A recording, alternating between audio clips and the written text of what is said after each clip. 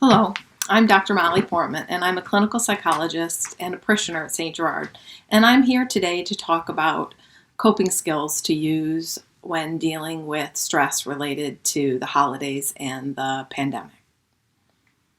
I talked last week about identifying some of the signs of stressors that we are experiencing during the pandemic, especially as we go into the holiday season, and helping us figure out which of those feelings that we're having might be problematic. And today I said I was going to talk about tools we can use to cope with the distressing feelings we are experiencing.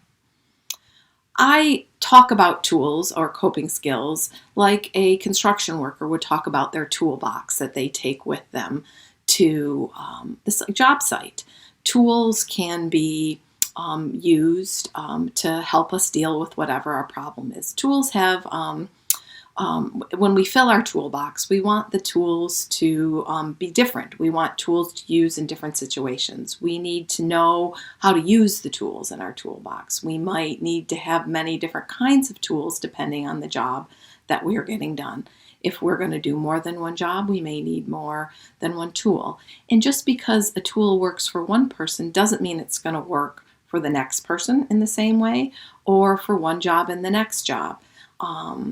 So the point is that when you bring a toolbox, you want it to have a lot of different tools. You want it to have a lot of different uses. And as we prepare for the holiday season in this pandemic, it's helpful to look at our toolbox that we have, to look at the strategies we have to cope with the stressors in our life, and maybe look at expanding our toolbox or refurbishing some of the tools we haven't used in a while in order to be better equipped to face the pandemic. So today I'm going to talk about good tools to have in your toolbox. And as with any Catholic presentation, I'm going to start with prayer. That's always the place to begin and really, frankly, often the place to end. I think it's really important to never underestimate the power of prayer in terms of helping us deal with our stressors that we have, whether it's worry or sadness or any other kind of emotion, that prayer is always a place to start. But since that's something that I think we're all familiar with, I'm going to talk more about some of the other tools that we have in our toolbox. One of the other things in our toolbox is to make healthy, positive choices. That seems like an obvious thing to do, but it is one of the things that we can do that change our behavior in a time of crisis. Something that we can do to make the situation better. When I talked in the spring about ways to have a self-care routine that helps us function better in a time of crisis. Things like paying attention to how we eat, paying attention to our sleeping habits, looking at how we exercise, using our brain, and things that we do for fun, and trying to incorporate all 5 of those elements in every day. Obviously, that's difficult, but I usually tell people if they're in a time of stress that it's really important to get back to the basics, and trying to do at least 4 of those things each day is really important to take care of yourself. Other ways to make healthy, positive choices is to avoid substance use during a time of crisis and a time of stress. That can seem like it helps, but it often actually makes things more difficult over time and makes it harder to use your toolbox, to do the things you need to do to take care of the crisis situation. So it's not saying during the time of the holidays it's a problem to have a glass of wine. It's just if you know that there's a crisis coming up, it's better to keep yourself fresh and focused so you know what to do. Other positive choices, healthy choices people can make are talking with friends, playing with pets. One of the things that we know can help deal with negative emotions is doing something nice for someone else. Show someone appreciation for something they're doing. Do something focused on someone else. And I always say, if it doesn't help your own mood, it is certainly likely to help someone else's. So we gain something from that anyway. So as you're looking at things to do, think about the positive choices that you can make when things are overwhelming. It's also another tool in your toolbox are to use relaxation techniques. There are all kinds of relaxation techniques that can be helpful to people. And I always say the relaxation techniques really help restart the body. If someone is really anxious and they're having physical symptoms of anxiety, it's really hard to use your head to kind of override your body. So I usually tell someone when they're really stressed to work on focusing on the physical part of things first and use the relaxation techniques to calm the body down. So then you can use the cognitive techniques to help your mind be in a better place. And so relaxation techniques are really one of the first places to go to kind of deal with the physical components of stress. So relaxation activities can be something as simple as listening to music that you love. It can be working on your breathing. I'm a big believer in the power of practicing breathing. I don't use it in a way that says, just take a deep breath. I don't mean it that way. I mean practicing using deep breathing in order to help calm your body so that you can calm your mind. Last year, my son broke his neck, and as we flew on the plane to go see him, we weren't sure if he was going to be alive when we landed. It was far and away the worst hour of my life. And if it was not for saying the rosary and practicing deep breathing, I would have had a panic attack the whole flight to Boston. So for me, I knew as soon as I stopped doing my deep breathing, I started to have a panic attack. So the entire way there, I practiced my breathing and said the rosary. The rosary can be a very relaxing technique too, because of the repetitive nature to it. It can really help, relax our body and our mind. The deep breathing exercises are many different types of things that people can use. They can be you can learn different forms depending on, what you do. But I typically try to talk to people about 3 in through your nose and 6 out through your mouth.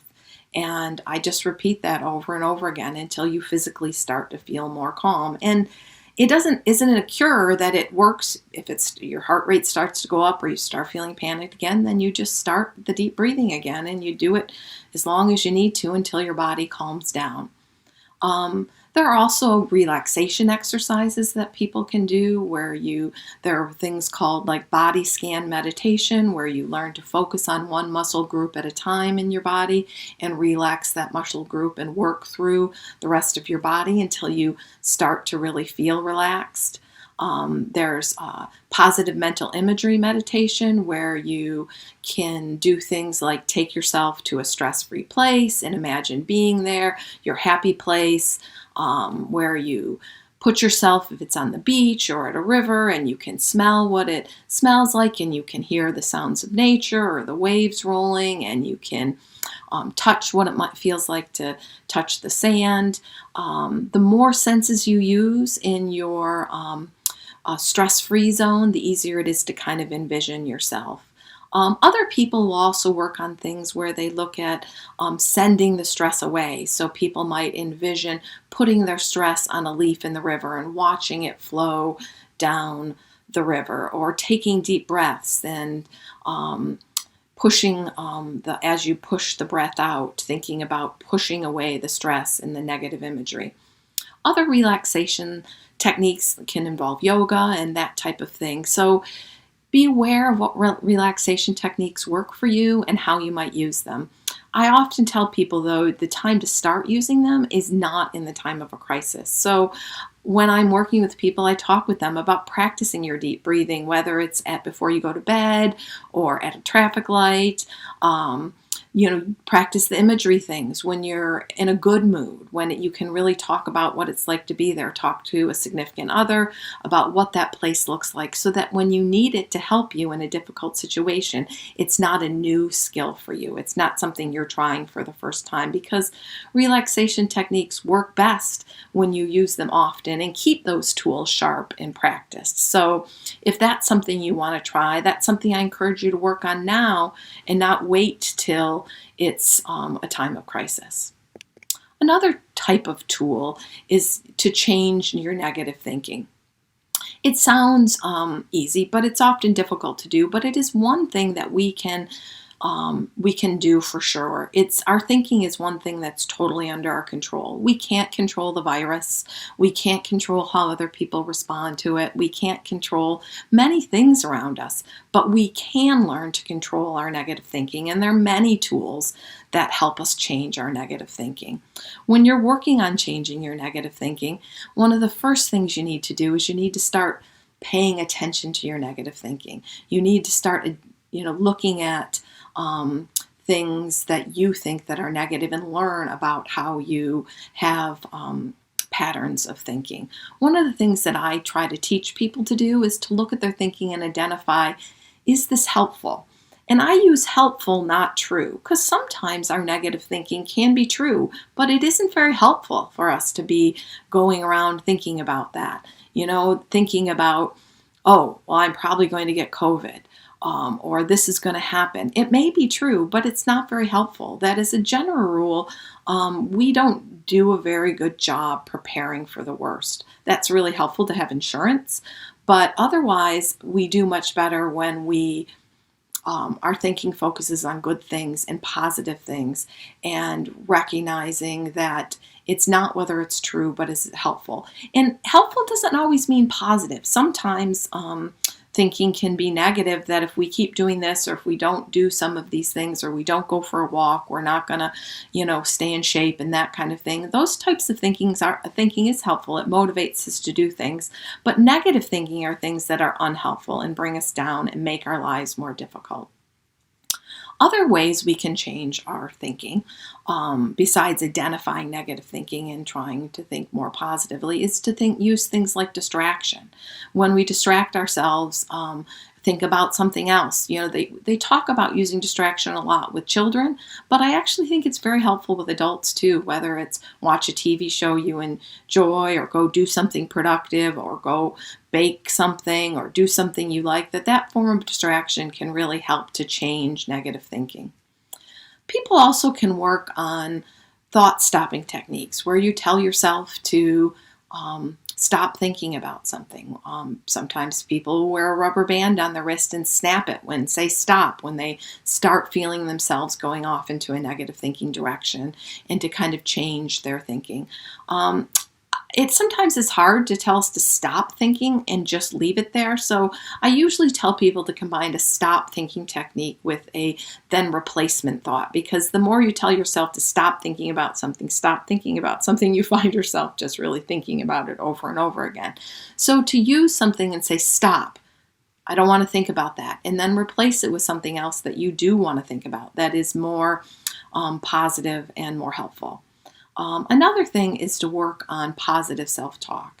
I talked a minute ago about assuming the best, about having faith in yourself that you can handle things, about having a mantra related to a particular time of stress that says, I can handle this, I have a plan, I know what I'm going to do, I can take care of this. And having a very specific mantra towards your particular situation can be helpful, that when you start to thinking about negative things or start getting anxious, that you can know, I want to go back to my mantra, and repeat that over and over in your head. So that's another way, another tool or types of tools in your toolbox.